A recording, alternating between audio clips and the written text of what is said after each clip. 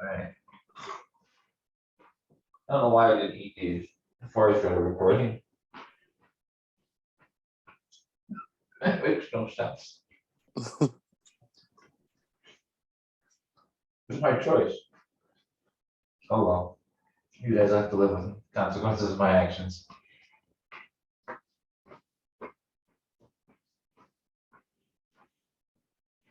They're really good too. I don't even regret it.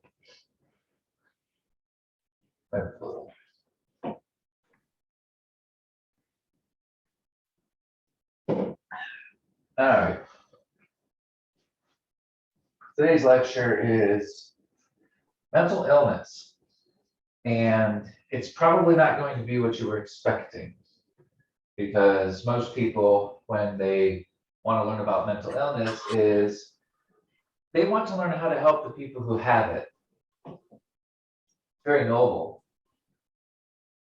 But best way to help the people who have it is to learn what they don't have. Or to learn what they do have that you don't, that they can't control.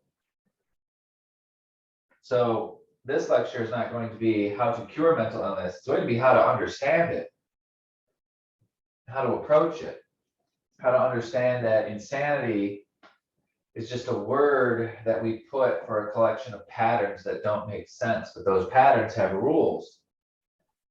And they have rules by books, and books that have been full of people who've studied these things, because people care when somebody's brain looks broken and it makes them do things that don't make any sense. At least if enough people around you say that that's what's going on, they can really do whatever they want. That happened all the time. I want to say it was in the early 1900s, all the way up through like the 50s and 60s. You could get put in a mental institution for just about anything. And then they pump you full of antipsychotics, which really just make your brain not able to have any thoughts at all. And if that didn't work, they zap your brain. Or they take part of it out. Yeah, that's a good answer. So this lecture is going to be about mental illness. So I guess I have to start with the definition. Mental illness. Well, the way that I'm going to define mental illness is somebody's brain that is doing something by accident that they have no control over. Or they feel that they have no control over. And that line can get blurry. Where that line gets blurry is if the person can say they can't do anything about it. Because if you can say you can't do something about it, you're aware of what you say you can't do, and therefore you could theoretically do the opposite. It's just really hard. You don't like to think about it. It's opposite of your natural thought patterns. Yes. Yes, that is true, because there's a deficiency. You recognize it. If you can exercise the muscle at all, with a sufficiently light enough workload and a diligent way of doing things, those thought processes can be made stronger, the ones that aren't doing their job. And they don't become stronger by fixing the part of the brain that's broken. So that's the part where people get trapped. They want the magic undo button. They want the everybody's life should get to be okay and be exactly the same flavor of okay, because that's what we all wish was true. But that's not how people work. That's not how our bodies work. That's not how biology works. That's not how physiology works. That's not how medicine works. That's not how time works. People have died that you never knew. And people will be born that you'll never know. None of it's going to be the same. Only your view of it's going to be the same. And it's going to have a start and a stop. So when you look at mental illness, the way to look at mental illness is twofold. It is, number one, why does it happen? What's going on? And I'm going to be overly simplistic because I'm going to be covering a broad range of topics. But because I can be broad, I can't be specific and still be accurate. So let's start with that. Because I say a mental illness is something a person does by accident. And I'll give you an example. Your baseline physiological state, your natural way of looking at things. So I've got this image of the brain behind me here, and it's all these different parts of the brain. And here with these numbers, you can kind of see that these are what the different parts of the brain control. And the reason I have all of that up is we mapped that. You know, people with electrodes and zappers and all sorts of very scientific things that look like horrors beyond comprehension, but it's actually medicine that people have agreed, hopefully in many cases, have agreed by donation. Sure, there's the odd mad scientist out there who's doing things they ought not do with medical whatnots.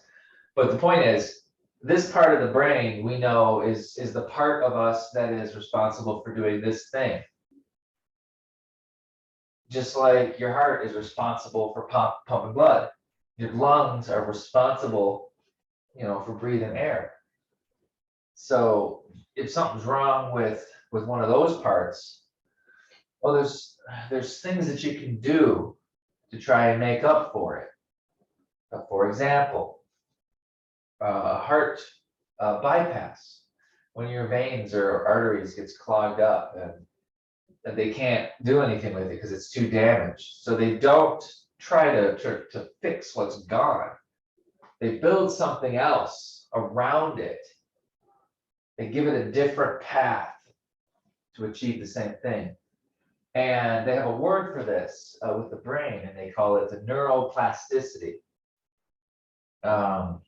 So what that means is, yes, there might be something wrong with your ability to understand time, make memories, but that doesn't turn off the rest of your brain. And it doesn't remove your ability to notice changes in patterns. You still have all of these other tools. So my point is if you don't have this naturally, but you're not so far removed from temporal grounding that you literally have no idea when you are. Like if you can figure out now is right now for even a second, that's the minimum, because you can practice a thing for 1 second. And if you can practice it for 1 second, you can get good enough to do it for 2. And those are the 2 hardest seconds of the whole thing, because after that, it gets easy. But the point is, you can learn how to recognize these areas of the brain that are severely underdeveloped for whatever reason. And your brain has mechanisms for reconstruction inside it. And those methods are very much the same as physical methods of reconstruction. There's alternate pathing. So sometimes you get a railroad spike through the part of your brain that controls this. You don't get that anymore. Maybe you just don't have that. It's physically gone. There's a difference between 0 and just a little bit more than 0. You need the parts to make it work all the way. So I'm giving a very clear difference between individuals who have been suppressed and traumatized and they lack awareness of certain control mechanisms that exist in their physiology but are dormant. That is a very different individual than someone who, say, has had a lobotomy or has had a severe brain necrosis from cancer. It's different. So I'm talking about brains that are where the parts are still there. So I'm not talking about everybody. This conversation about mental illness is better left for the doctors when it comes to cases that are medically bound by physical loss. But when it comes to the consciousness part of it, there's a lot more options. And we believe this as a society, and there's a multi-million-dollar, if not multi-billion-dollar industry around this already. It's therapy, self-help, counseling, life coaching, motivational speaking, all of these things, teaching is a good one. All of these things are ways to strengthen dormant pathways in the brain. And they have different ways that this happens. And we use other people to help that, like somebody who's a mathematician would be a good person to teach math, because not only would they be able to understand the subject, but they would be able to understand it so well that they know exactly why someone else is getting it wrong, to the point where they can go into that tangled thought process and start to unravel it for them using steps they know they would understand. That's the sort of way that works.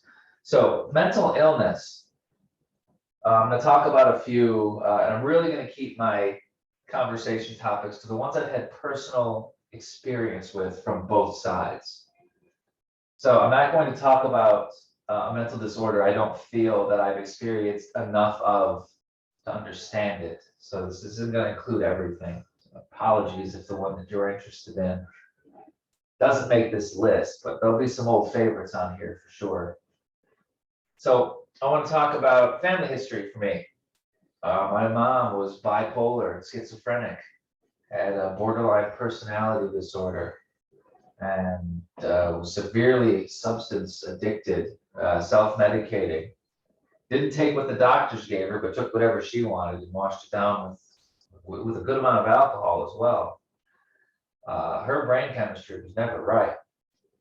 She was never a calm or stable person. So all of that means that there's something going on in that brain that, combined with whatever else, so nature and nurture, by the way, not either or. Nature is your default settings, and nurture is the decisions you make based on the reaction to your own reactions.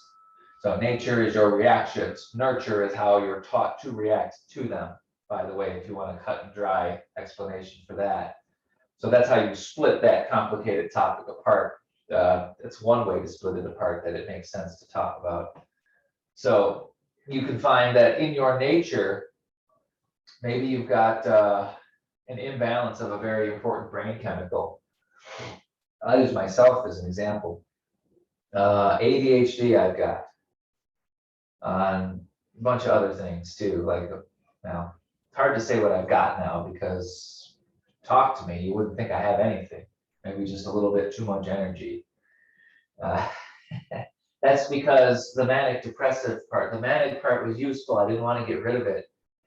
I learned how to make it my friend instead, and keep it pointed in a useful direction that doesn't have me, I don't know, buying $4,500 worth of wood and having a half assembled kitchen for the rest of my life. So, but the point is, is that your nature and your nurture are going to work together. What your reactions are and how you are taught to react will create your persona. And sometimes you will get contradictions of perspective, built-in fallacies and biases that are so exaggerated that reality for you is so far removed from what it appears to be for everyone else that you literally cannot share a common frame of reference for this specific thing. So let's talk about depression. That's the first one, right? So low dopamine's got a lot of reach. And if you look into depression, anxiety, OCD, ADHD, Parkinson's, and a host of other things, low dopamine is the suspected culprit. And I can tell you that having ADHD and not being able to focus severely impacted my default perspective of the world. So think about this for a minute. If you're a normal person, you've got an attention span anywhere from 5 to 30 seconds just passively. But if you're focusing on something like a lecture or a video or a movie or a book or something, that can be extended to 15 or 20 minutes. You start the thing, you do the thing, and you're done. It doesn't matter if it doesn't take you very long, because like if you're not very fast, because you're consistent. So imagine having to start over every 10 seconds. The decision to start, that's the one thing. So you're in this constant state of trying to turn over. And the second part of it is everything throws you off. Every interruption, every detail, everything. And so you're living life not like a movie, but it's almost like a slideshow of images that are just fast enough that they almost look like a stop motion animation, but they are nowhere near the level of detail for how people can understand the transitions that are going on around them. And if you want to get a little deeper into what ADHD is made of, it's a fear of transition. ADHD is a fear of transition and a disgust sensitivity with feeling dumb. Things change. You don't know what's relevant. You look away. 1, 2, 3. And the more things that you don't understand, the more you're going to try and get away, which is why you see those kids that are deeper than I am, or deeper than I was. They get so upset by something, they'll take their shirt off and start hitting their head with their hand, because that's preferable to what they can't run from anymore, which is all the changes happening around them. Can't process it. Self-destruct. So it's not pleasant. ADHD life is tough in that sense. It can be incredible in other ways, because when the focus is there, you see, it's not that the dopamine is gone. That's the misconception. It's that the person doesn't know how to make it. So it's not that your brain can't, it's that it doesn't know how. And we'll get more into this in one of the later episodes about how to control your emotional switchboard through memory. But the gist of it is,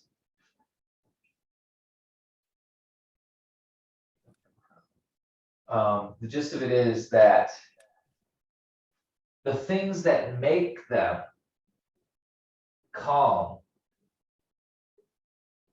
are so limited that they don't recognize that's what's going on.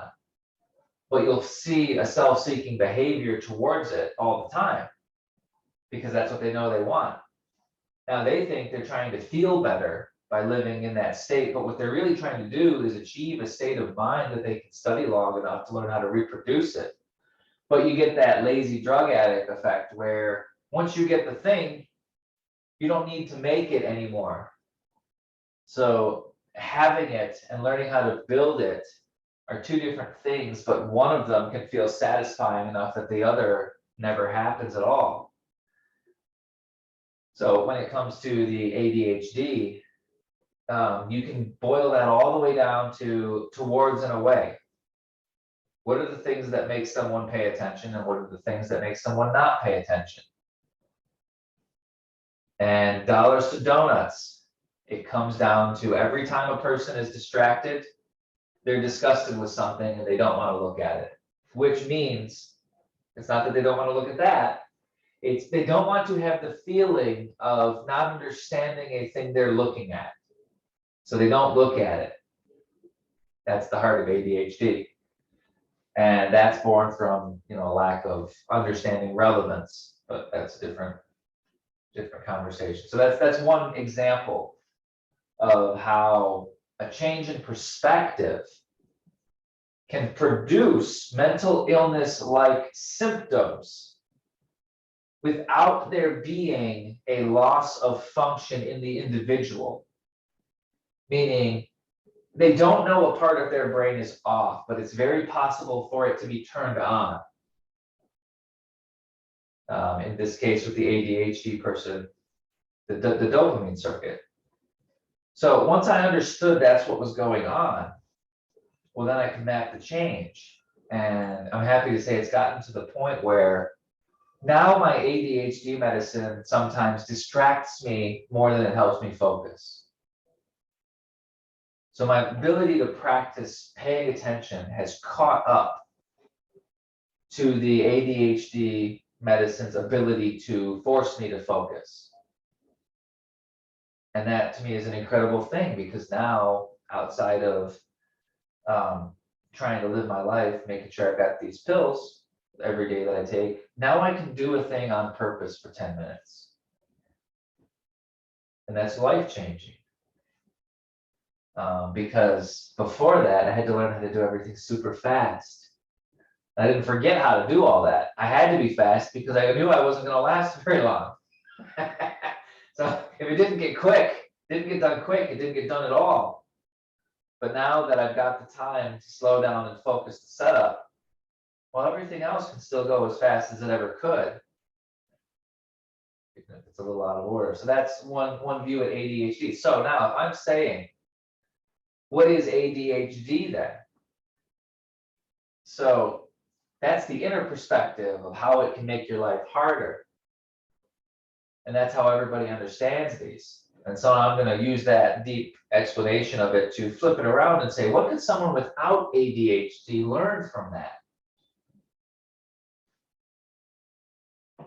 Well, it's not going to feel as good, because the person who has the ADHD doesn't feel good living there.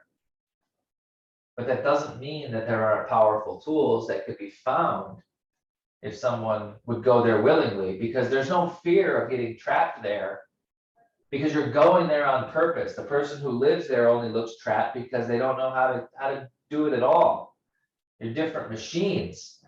So the stigma about understanding mental illness from an interior perspective for fear of somehow catching the crazy really is not a relevant fear if you're even able to understand the concepts of it objectively at all. Like, it's not going to happen because you ran into an idea. It's going to happen because some of your parts don't work. So there needs to be a separation there on the before and after side of information. So that's the one thing, is the resistance would be, well, I don't want to catch the crazy by trying to think like a crazy person. Well, you don't want to catch any more crazy is what you mean. Because if you think you're perfectly sane, I got news for you. You're not. I don't care who you are. There's something going on in everyone. Otherwise, you aren't saying anything at all. Why? Because everything's fine. It's fine to the point that you don't need to add to your existence in any way. So if you have locomotion, you have some insanity behind it, albeit a very small amount. So let's talk about the positive aspects of ADHD. Well, perspective. And I don't mean a deeper perspective. That's what people who think they're being wise say is important. Oh, I need a deeper perspective.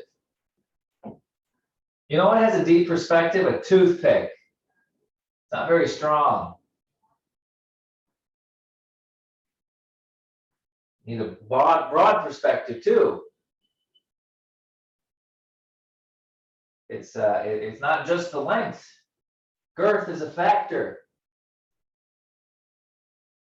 It'll break. It's too narrow. So what ADHD does is it cranks up the anxiety so high. Or if one has the anxiety part mastered, that's the natural approach. So the first hurdle to experience broadened focus will be anxiety, because that's how your body is programmed to handle the unknown. Snake or stick? I don't know. Give me extra chemicals to make me more able to figure it out fast. That's the body in a nutshell. It does that with ideas. It does that with perspectives. New perspective, threat or safe, towards or away. Well, say you explore one. Well, it's going to be new. You're going to feel dumb for not having thought about it, or at least dumb trying to understand it in the moment. Once it goes from misunderstood to understood, all that goes away, obviously, because that's what it means to learn things. But there's no avoiding that transition. And people who learn things, who love to learn to associate learning things with feeling good. And that's a great way to learn half of everything you could ever know. And it's a great way to be blind to half of everything you could know.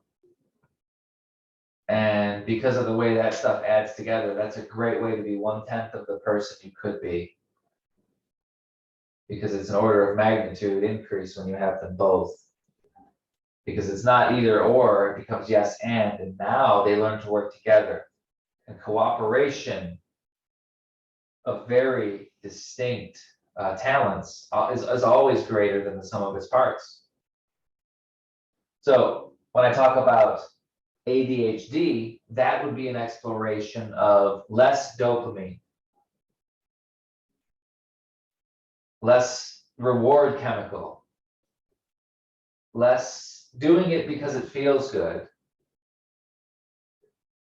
And well, unless you live there and you're climbing past that as you climb up, there's not a lot of reason to go from feeling great to feeling like an unmotivated sack of crap. But if you can do it, number one, it's temporary. And number two, your ability to see the bigger picture will grow. And it will grow as far as you can reach out. It will grow with your tolerance to being able to spread your thoughts widely and quickly. How quickly can you grasp a new information as potentially true? How quickly can you say, does this check with everything else I've ever known? How quickly can you pick that up and put that down? It's not the thinking that slows people up when it comes to trying to emulate ADHD thought. It's the level of attachment to the ideas and the level of threat detection that stops them in the first place, that gets in the way of that process. So the power of ADHD is not to experience anxiety. That's the ground state, you see. The power of ADHD is to learn how to operate logically, calmly, rationally within it. So you don't run from it. You learn how to master it, and then it loses its power as anxiety and just becomes a focusing agent. That's, in a nutshell, how to confront anxiety. And it's very similar to cognitive behavioral therapy, which is what they do. Hey, take a look at this thing. Try to get close to it. Go at your own pace. Try to understand it. Let's do a little more. It's all that is, but it's pointing it in a very specific direction. So that one's depression, ADHD, or anxiety and ADHD are very closely linked, and they're both closely tied to the dopamine circuit. So if you want to figure out what it's like to be an ADHD person and try to get that benefit of almost prismatic perspective, the first thing you have to do is learn how to have an idea, understand what it means, accept it as true, integrate it with your other ideas, and put it down, and do that 10 times in a second, and do that 60 times in a minute, and do that 60 times in an hour, because it doesn't turn off. And it's like a torrent of information. So it's not about learning to focus, because you can't. Remember, the ADHD person does not benefit from focus. You have to learn how to unfocus if you're trying to get this benefit. In another way, it's learning how to relax, which people would say meditation is one example of this, and it can be. So let's talk about, let's shift gears now and talk about depression. What can you learn about depression by looking at it? Why would you want depression? There's a good one. Well, what is depression? There's some bad answers to that question, and there's some simple answers that kind of work well enough when we need them to for everyday use, but I kind of need a better definition if I'm going to talk about it in a way that has rules so that you can know exactly what I'm trying to talk about. So for me, depression is a discussed sensitivity for the self at its core. Depression is not loving yourself. Things that you don't love die. You ever see a building that nobody takes care of? You see a kid that doesn't have a mom or dad, they usually don't turn out too well. Babies will die if they don't get held in the first like 2 or 3 months. No, if you don't touch a baby in the first 2 or 3 months, it dies. Even if you feed it all that other stuff, doesn't matter. So that's true with your consciousness. And so let's take a look at that. What would that be? Depression. They say that's low oxytocin, low serotonin, low dopamine, all your happy chemicals, all your motivation chemicals. Well, those people, it's very rare to find someone with depression who's never laughed at a joke. So with everything, I have to put limits for what I say. So I'm going to go and say, this is the limit right here. It could be that you just got it bad. Okay, your brain's so malformed that you have zero hope of ever not having depression, and at the very least, having depression shouldn't bother you because it's not your fault, and there's nothing you can do about it, right? So why get upset then? But for this thing that I'm talking about, if you have ever laughed at a joke, then the part of your brain that you need is there and it works. It's just severely unintegrated. And the amount of executive control that part of your brain has over your larger thought process is far too small. Which is a good thing, because if it was gone, you'd be hopeless. And if there wasn't true, then, well, you really wouldn't have an option. So, yay. That's only bad news for people who don't like to be told they won't have depression forever. That's a good way to say that. And those people exist. So let me tell you, I'm not trying to take your depression away from you. I don't care if you have it, frankly. There's a lot of you who are going to have it who will never get rid of it. There's going to be people who were born after you that are going to have it and have the same problem. I'm here for the people that can get rid of it, because those are the people I can help. So I hope that's you. If it's not you, try a different video. But depression, what can you learn from depression? Well, I'll give you the inside scoop and then walk it back for you. So depression is the inability to love yourself. Well, that's bad. That's a bad thing, because we also treat ourselves like the greatest person we know in our brain. I don't mean that in the sense that we love ourselves. I mean that in the sense that we feel like we deserve things we should get. We feel like other people are responsible for our misery at times, and maybe they are in certain cases. We believe that when things go bad, it should be someone else's fault, or at least someone else's fault along with our own. So how do you merge that together with not loving yourself? Well, that's easy. You learn how to be a really good liar. And I don't mean you learn how to be a really good liar to other people, because the last thing a depressed person can do is be honest about not being in pain, or be dishonest. The last thing a depressed person can do is be dishonest about being in pain. They can't do it. but they sure as hell can lie to themselves about exactly what's going on and what their part in it is. At the very least, they got to know they're a part of it. They're half of it.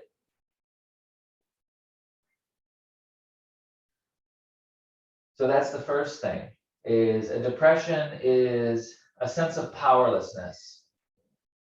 But it's a very special kind of powerlessness, because that's the trick to getting out of it, thankfully. It's a discussed sensitivity with the weak parts of the self, is what depression is. You can't stand to look at yourself. So say something happens and it makes you irrational. You have a fight with somebody. How do you retell that story? Are you the good guy? Are you the guy that put that disrespectful person in their place and sunk to their level, but did it in a way that was somehow morally better than when they did it back to you? Make you feel good? It shouldn't. That satisfaction is a substitution. You hate the part of yourself that became a child, so you found a child to beat up, and you beat him up using childhood toys. You took him out, you took him to school. You got to be the bully that time. But you don't see the parallel. That's depression. You don't see how destructive that is. You don't see how that person makes you angry because you recognize that part of yourself. And people really don't like to listen to that, which is why depression goes uncured. And that's why everybody who actually gets out of the damn thing says the same thing. So I feel like when I make a statement like the one I just did, I have to stop for a second and give some more reasoning behind it, because there's going to be some obvious responses. The only people that I talked to when I was putting together these theories were people who had beat depression. So I listened to every theory, and I spent a long time putting them together and used the good parts of them to effectively help myself. So number one, I know they work because I tested them. And other people have benefited as well. And it's nothing new. It was just new to me. And new to the people that I hang out with. You know, it's not like I invented anything crazy, but putting together some stuff like, hey, why don't you take a look at the parts of things that make you angry and ask why? And keep asking till you get an answer. Well, that's depression makes that not okay. Because everything makes you look weak when you do that. So the depressed person doesn't understand that. But you know what the depressed person does understand? Feeling weak. So if the depressed person understands being disgusted with how they are weak, that's an easy solution. Put two things that are different in size next to each other that both put a person to move in the same way. Are you going to be disgusted by this, or are you going to be less disgusted by that? Both of them are progress. That's how depression is cured.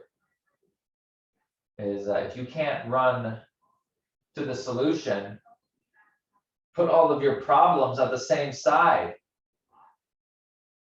Figure out the way you should go and put your monsters behind you then. You already know how to run. Figure out how to run in the good direction. But at the core of it, depression is learning how to love yourself. Really. And by extension, it's learning how to love other people. You want to put somebody in charge of somebody else, or you want to put somebody in charge of something that's important?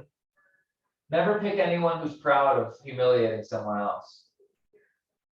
Never pick anyone who feels like they did a good thing by getting mad. Those people got some work to do still. People who love other people learn to love themselves.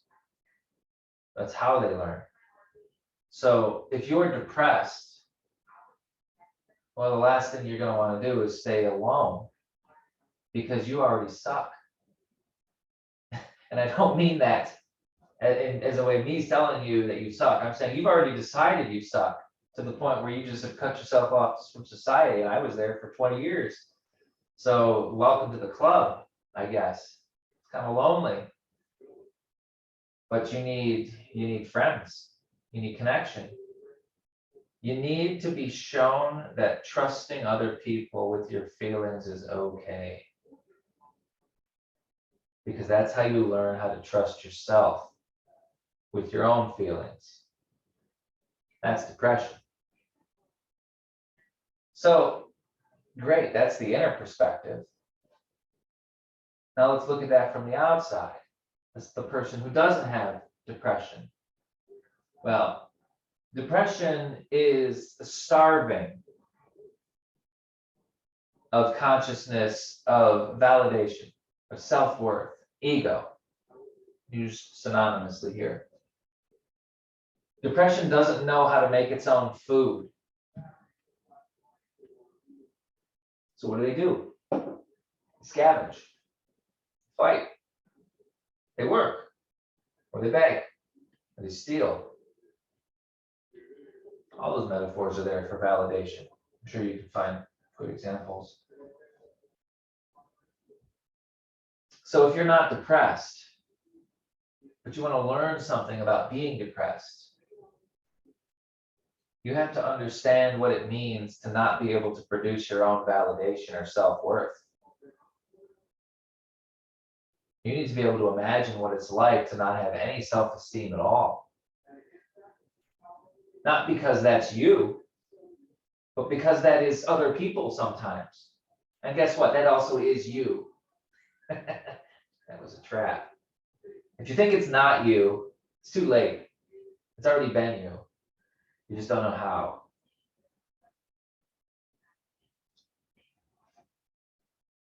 So the study of depression is a study of validation. And you can learn to measure interaction by towards and away as your metrics,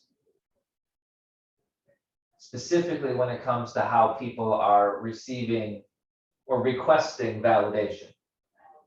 Two people fighting, both of them are asking to be validated. I want you to say that I'm right and you're wrong. That would make me feel good. If you have a sufficient sense of validation on your own, it's not going to bother you if someone thinks you're wrong. It will bother you if you were hoping for them to give you something else and they didn't. Now you're hungry. Sometimes beggars go away empty-handed. And that's the life of someone who's depressed. You're a beggar. You get turned away. Doesn't feel good. That produces a cycle. Especially if you always beg the same people. People get donor fatigue. At the very least, if you're depressed, have a wide circle of friends. Beg from them indeterminately. Have a rotation. And then after you have a sufficiently wide circle of friends and you bother them in sufficiently small amounts, over time, you'll learn that this is actually what normal people do when they have friends. And they don't put all their eggs in one social basket. And they don't put all their sense of worth inside themselves in terms of how they are received by others. No, they recognize the breadth of their connections and say that every one of these people associates with me for reasons that are different, but all of them have decided that for one reason or another, I'm a person worth hanging out. And then your depression goes away. Or maybe you're the strong silent type and you want to handle your depression by thinking about it. Well, that one's a little bit more scary. And it's a little more self-punishing. But all you have to do is think about every time you're a cocksucker. Be honest about it. And until you get to why, to the point that you're not a cocksucker anymore in that situation, you did it. You beat the little kid that tries to come out whenever you feel like you've been wrong. Depression's an angry child. It's an angry child that doesn't have any power, though. So it just yells. And when that's you and that's inside your own head, now that can get pretty loud and no one else hears it, which makes you depressed, which is why you want to go to sleep to drown the damn thing out. But that doesn't work because it's waiting for you in your subconscious. And then you get nightmares instead of dreams, because that's what your body does when you torture yourself by running from things that will make you die over time, which depression will, if not physically. I've never seen someone with severe depression get better over time in terms of their outlook on life. So long as they continue to have severe depression, it's an either or choice at that point. It's a trend. It's not compatible with a healthy life. So if you can laugh, you can learn to laugh at yourself. And that's how you know when your depression is cured. That thing that used to make your skin crawl whenever somebody mentioned it. Whatever it was that really pushed your buttons. When you can laugh about that, when it used to make you fly off the handle, that's a part of yourself you don't hate anymore. And that's why laughter is the test. Maybe you can't laugh at yourself. Maybe you're too serious. Maybe you're not funny. Yeah, there's a one. Either you're not funny or you can laugh at yourself. You pick. And if you're not funny, you really shouldn't be given advice about what the proper use of humor is, which means I'm telling you it's to cure depression. Laughter is the best medicine for this one. So you have to take it from the laughter expert if you're not funny. Learn to laugh. And the nice thing about it is if you learn to laugh at yourself, nobody else ever has to hear the joke. The joke has to be there and you have to get it. That's the minimum requirement, even if you don't ever say it out loud. So that's what you can learn about depression. Because depression isn't either or. It's amorphous. It's a description of a collection of behavior. And so a different way to think about depression, again, as with everything else, is not do I have it or don't. It's how much do I have and where, when, how much. And when you realize that many parts of you are a combination of optimism and depressed or other things, those things you can learn to laugh about. At least learn to laugh about the way you react to them. That's the important part. Maybe it's not funny that this terrible thing happened to you, and it probably isn't. I've got some things that weren't funny. But you know what was kind of funny? Was how stupid I was for wasting 20 years acting like that day was still today. I was a real dick with my time. I was the one who paid. I'm glad I'm not paying for that anymore. Now I'm trying to use the best of my time and be optimistic and use this full potential of a brain that I have and the people that are around me and the internet and all of these amazing technologies that didn't exist 10 years ago. It's so much that I can't believe I ignored it for so long. But that's not the life of someone who's depressed. They don't think that's possible. They don't think that matters. Worse, some people who are depressed don't think anyone else should get to be happy either. I've got some sympathy for those people depending on one question that they can answer. If they have never heard this information before that I have just shared and they would like to try it now, that person gets a pass on that sentiment. If that person says it's not my job to, and that's how they open their statement, they can go fuck themselves because they're a thief. They're trying to steal validation They're feeling a threat to their food supply and they don't want to get off their ass and farm. Learn to recognize that. That's another benefit of learning how to see depression. You do not help an addict by giving them a fix. You have someone in your life that's important to you who's depressed.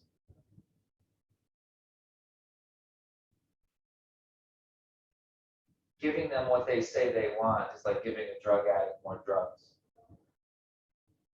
That's a thing lazy people do. And it's not a thing that people who want to help do. That's a thing that people who are worried about what other people will think do. How that person feels about you is more important to you than them. Think about that. That's a selfish motivation. Give them what they want because they ask so hard, to the point that it hurts them and you know it does. You're part of that problem. That better off keeping your mouth shut if you don't know how to not feed their addiction, validation addiction. So that's the number one problem with depression is people take the drug and the treatment at the same time. Like, rehab doesn't work when you're high. Detoxing hurts. Then it goes away and you can do more when it's done. So that's a good way to think about depression. What was another one that I wanted to go over? Oh, the last one. The last one I wanted to cover was split personality disorder. So split personality disorder is an interesting one to me. They're the people who hear voices, the people who have different personalities. This one's a little bit more scientifically explored because you've got some people who were very famous and very influential who've done exactly what I'm talking about, what I'm going to be talking about. So the person who has a split personality disorder, they have a trouble with self-identity, right? But let's go deeper than that. Like physically, or at least from their perspective, what do they describe? They say it's like different people are living inside me, and they've done brain scans, so they have distinct brainwave patterns. Which, by the way, if anybody ever needed proof behind my statement when I say that anything a person can do by accident, another person can learn to do on purpose. Look at split personality people, because they literally use the same body to produce widely distinct, separate, autonomous personalities that don't know each other and scan differently on medical equipment. Blood pressure, heart rate, brainwave patterns. Same machine, different settings. It's inside everybody. The problem the person with multiple personality disorder has is they don't know how to turn it off or on, or how it works, or what these things are, or where they're coming from, or what their intentions are, or why they're yelling at me. Why they don't agree with each other, why sometimes they make me black out. This is their perspective, it's uncontrolled.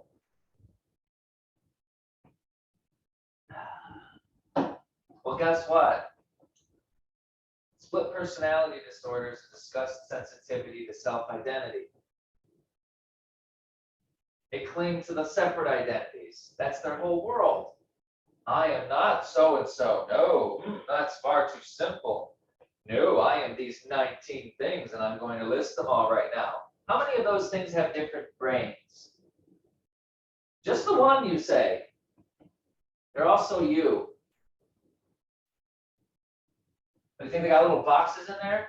Cubicles? Addresses? Houses? War zones? Peace treaties? No-fly zones? That's not how it works.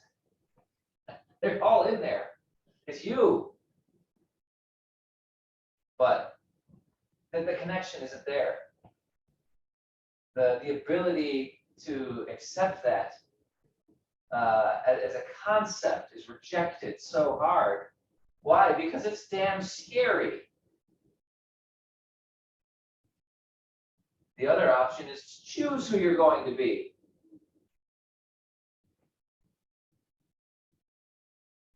I don't want that. I might get it wrong. Good thing I got 20 other people and I'm never in control of myself. I can blame them for whatever I do. That wasn't me. That was me. That was other me. I'm making jokes about it, but the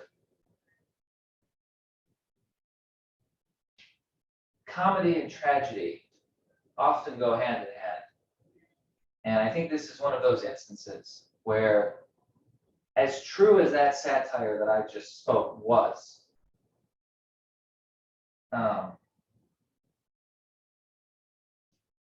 it's also unbelievably impossible for those people to accept that, to the point that it may as well be false.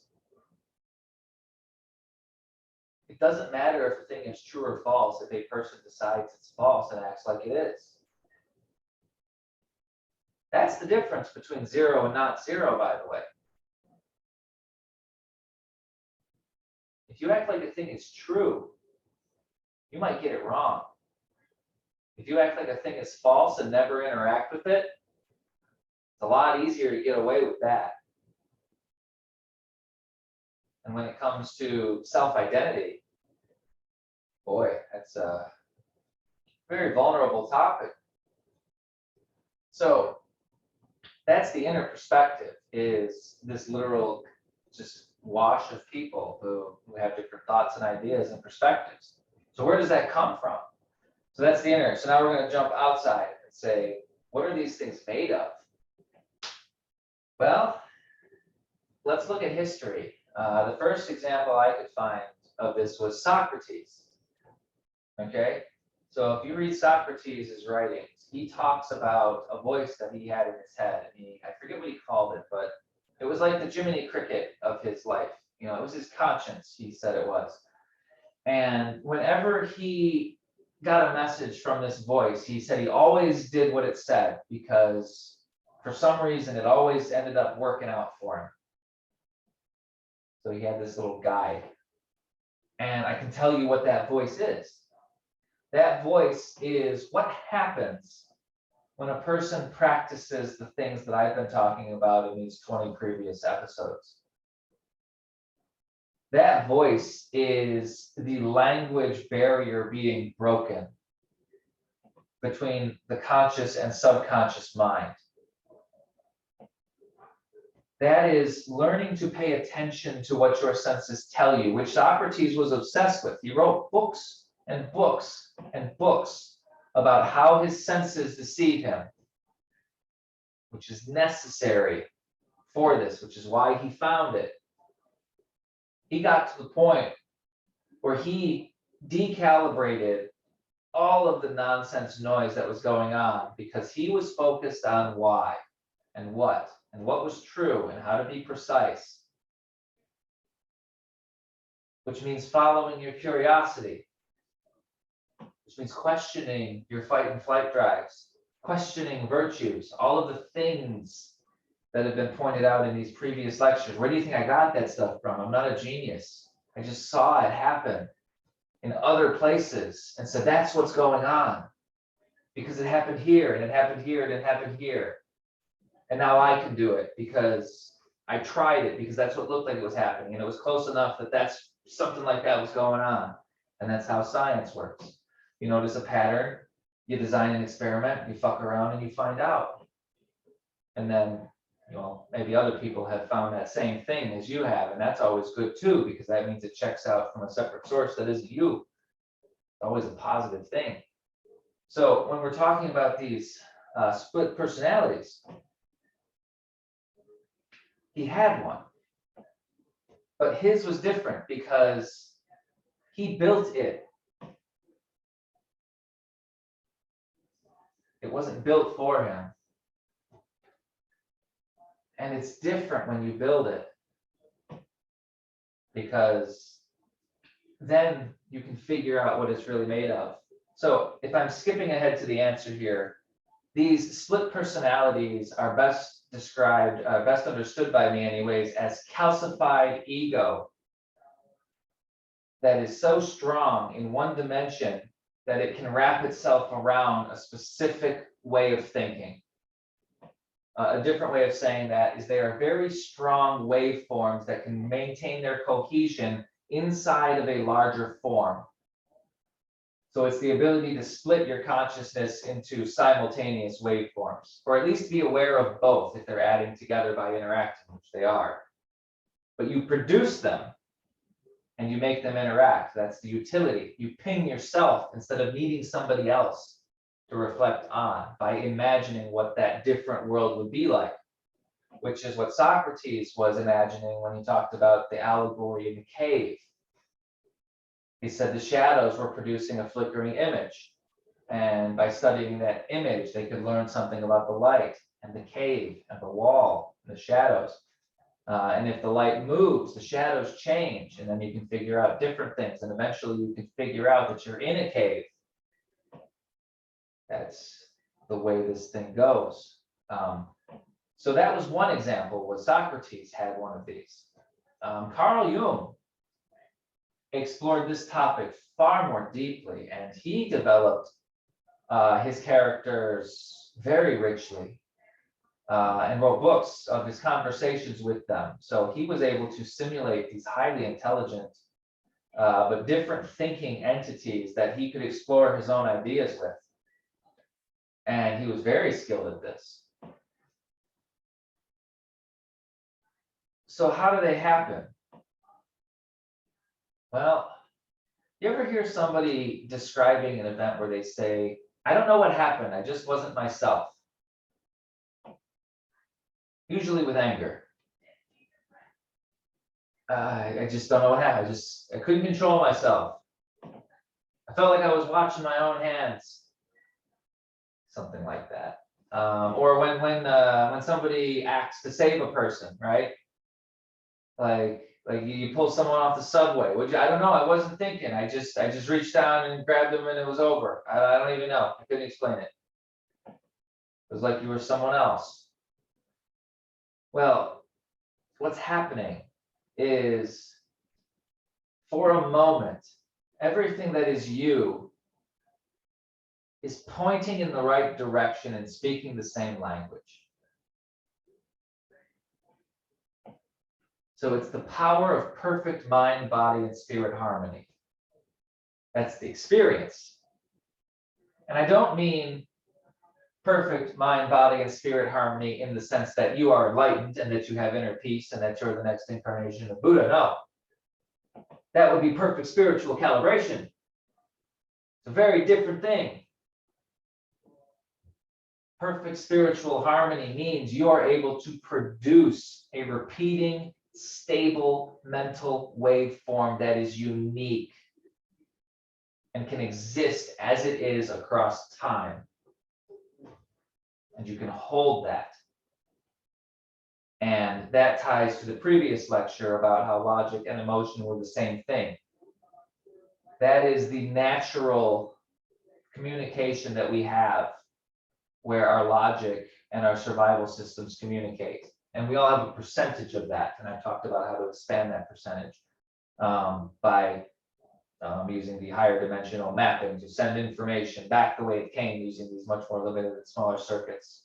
So essentially that's how you summon the ego, is whatever percentage of your conscious higher order thoughts can be translated down into your fight or flight systems is the limit of the amplitude of your ego, because those systems are the things that produce that sense.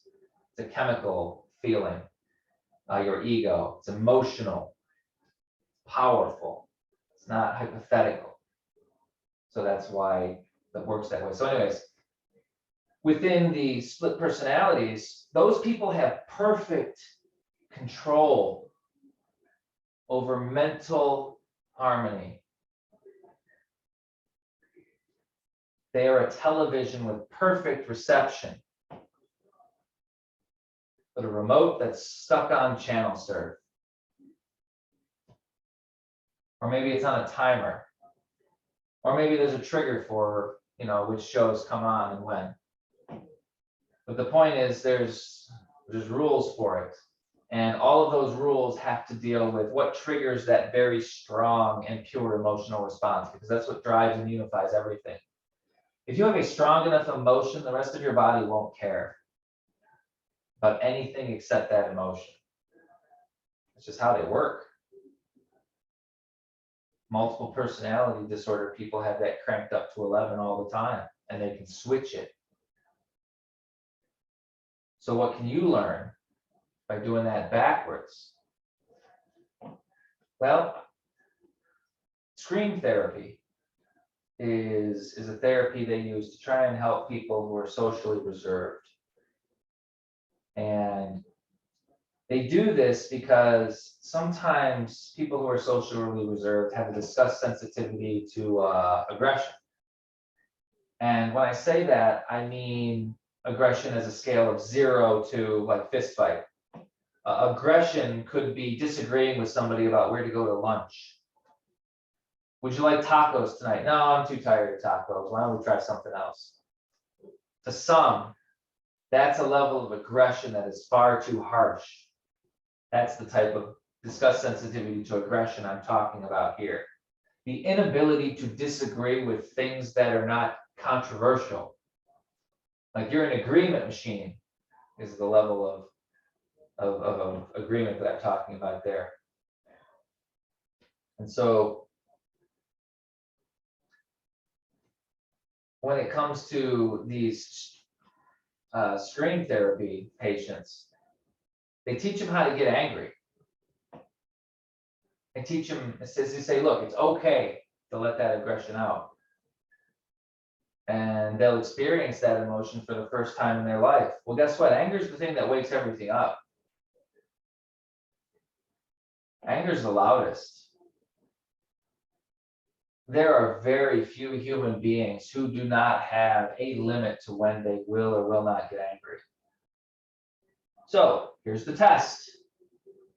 As I try to make these practical.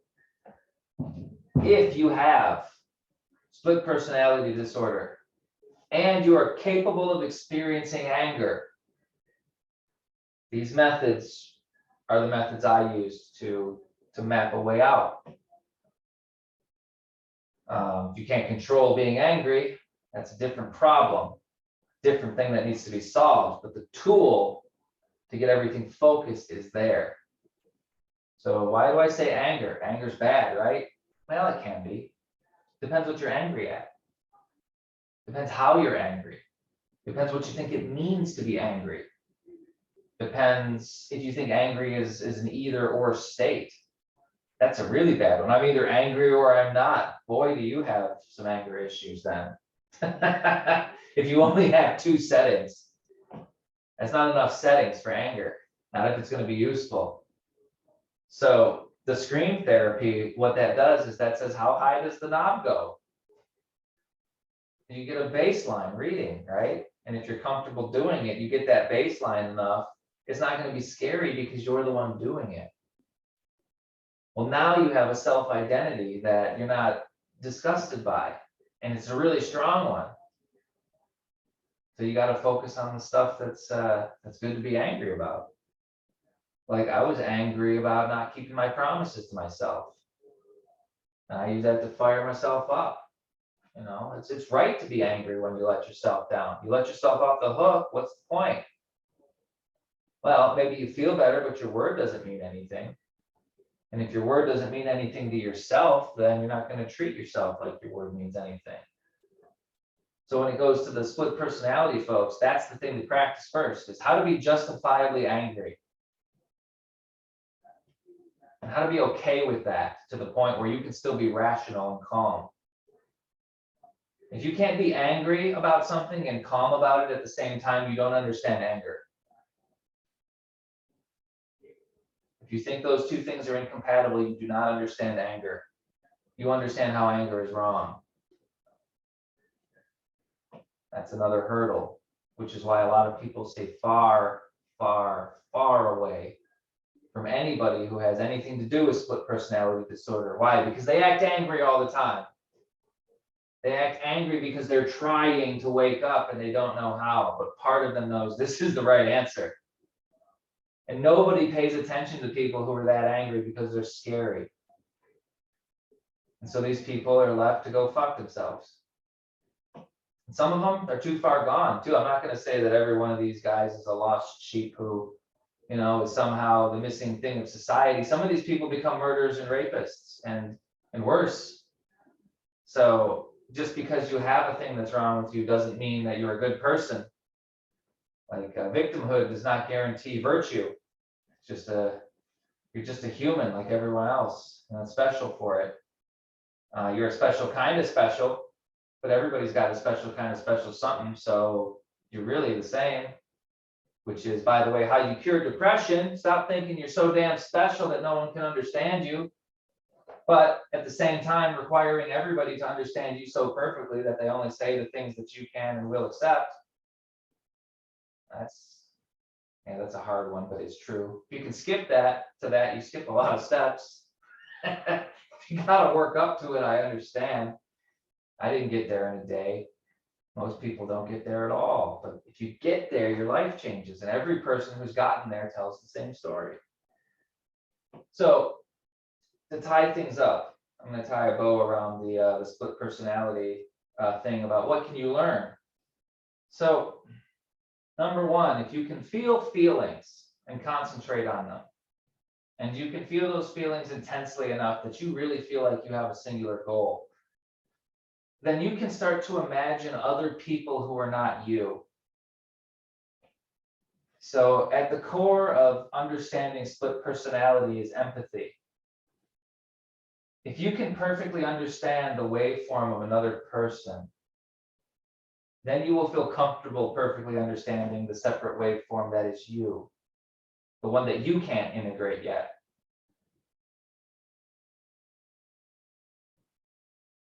So the thing to learn about split personality is you learn that you're reflecting everything with every conversation. And here's the real kicker. You learn how to measure yourself by more than just one reflection at a time. Because you realize the either or reflection is an oversimplification. We're really like these mirrors that have fractures. And we're all together, but sometimes the lines don't match up. And how many cracks there are and what we do with that and how we see that and how we try to map that out. That's what makes us so different. Nobody's a perfect sheet of glass. Maybe a baby. Right before the doctor smacks their ass and then they learn that to move away from the doctor.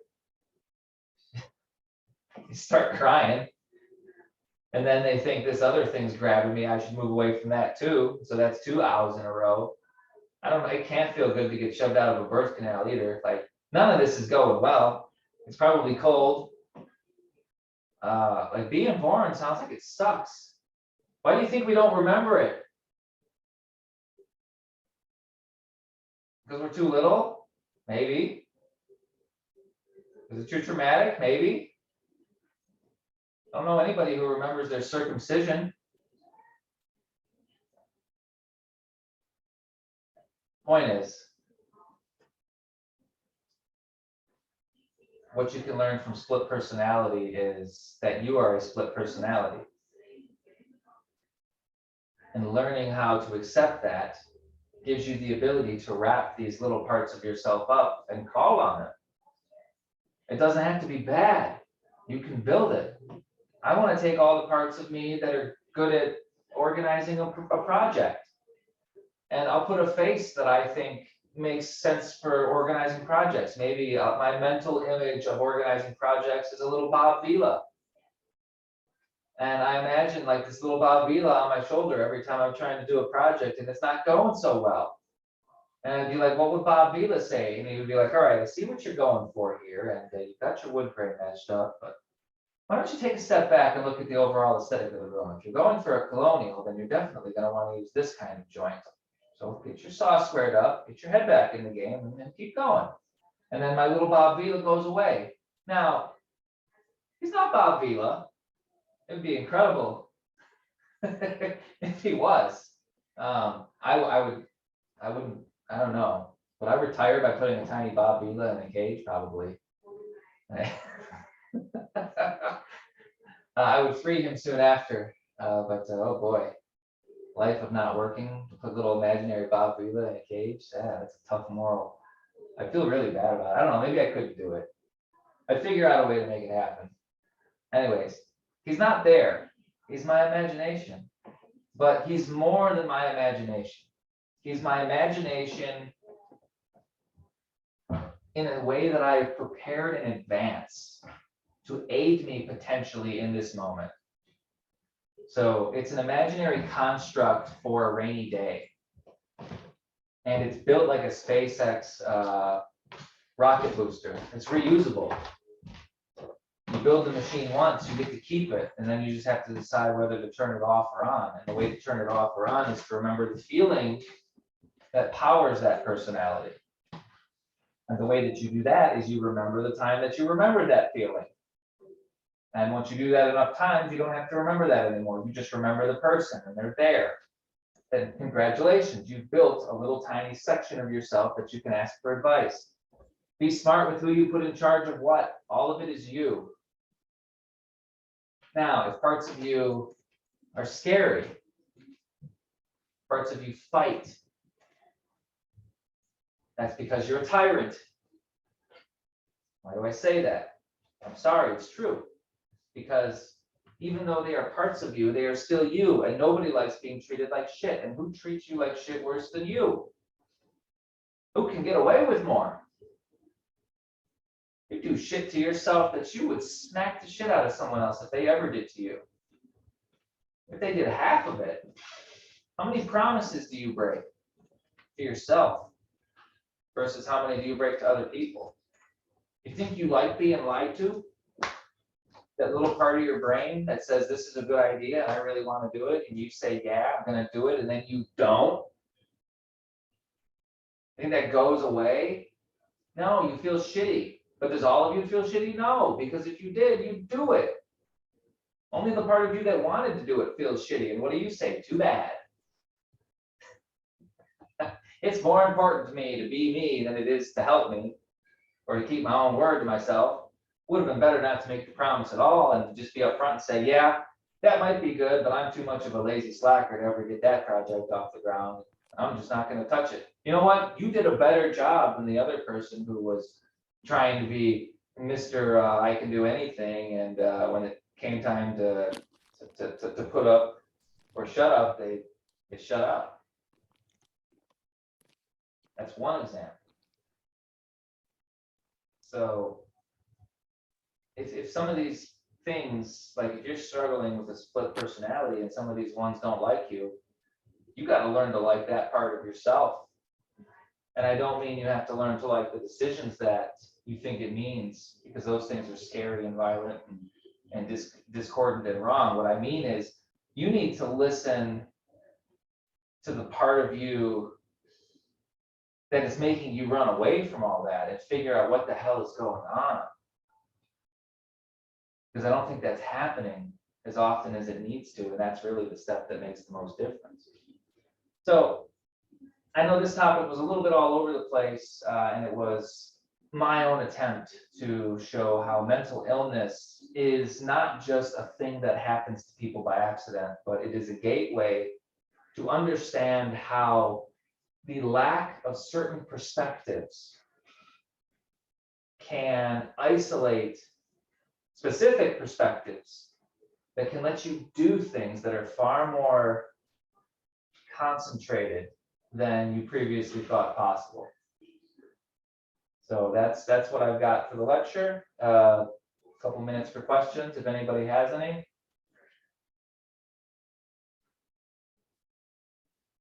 Just go around the room. Start with you, Duncan.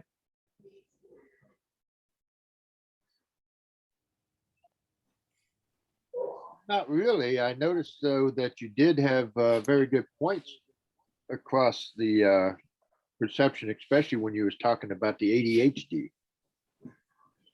That, Yeah.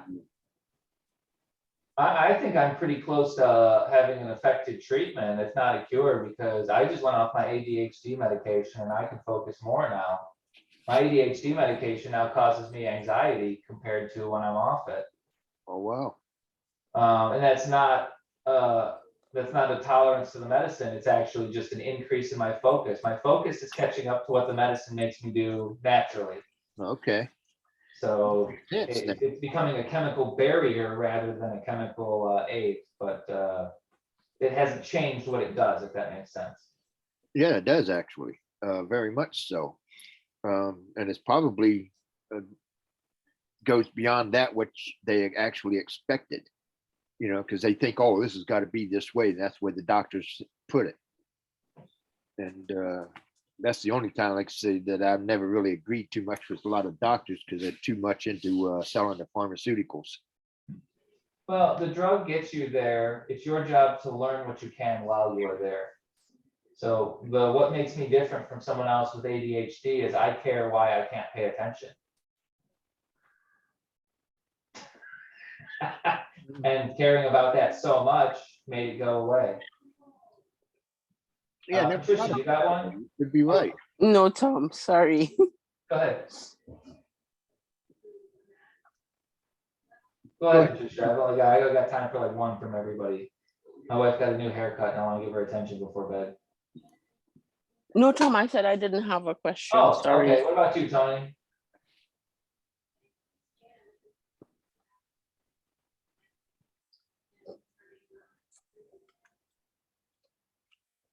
Am I the only one who can't hear Tony?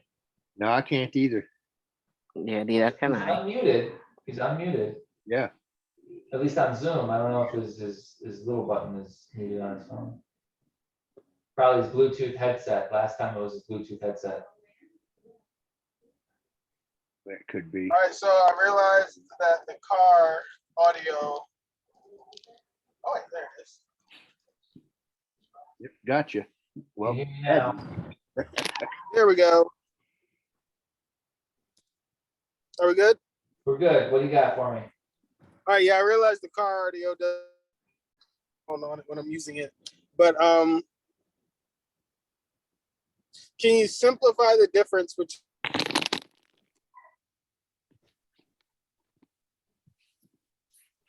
Difference between your audio kind of choppy there, Tony. yeah. Drop out again. difference in between anger and passion? Hatred. Disgust. Towards and away. Oh, okay. Yeah, I can see that. All right. Good ones. I'm gonna keep my word. Everybody got one. That was nice. Anything else? Unlimited questions allowed in the bomb and the dojo. But I like the one good question rule. I think that makes the questions extra quality. Feel free to speak up anytime during the lectures, but at the end, I'm gonna stick to that. I like that format. So thanks for listening, everybody. We're coming to the end. Really, there's I think like 10 more or 12 more. They don't get simpler from here. So these are the ones that are building off of everything. And these are my best tricks now. And it's kind of like if you've been paying attention up till now and not rolling your eyes, you might be able to do some of them. If you've been rolling your eyes and waiting for me to get to the good stuff, you're just going to get more and more lost. So now's your chance before it starts to really get good to do some boning up. I like to say boning up. All of your links are there. So I'll see you next time. Thanks. All right. Good night. Good night, Tom. Yeah, Thanks.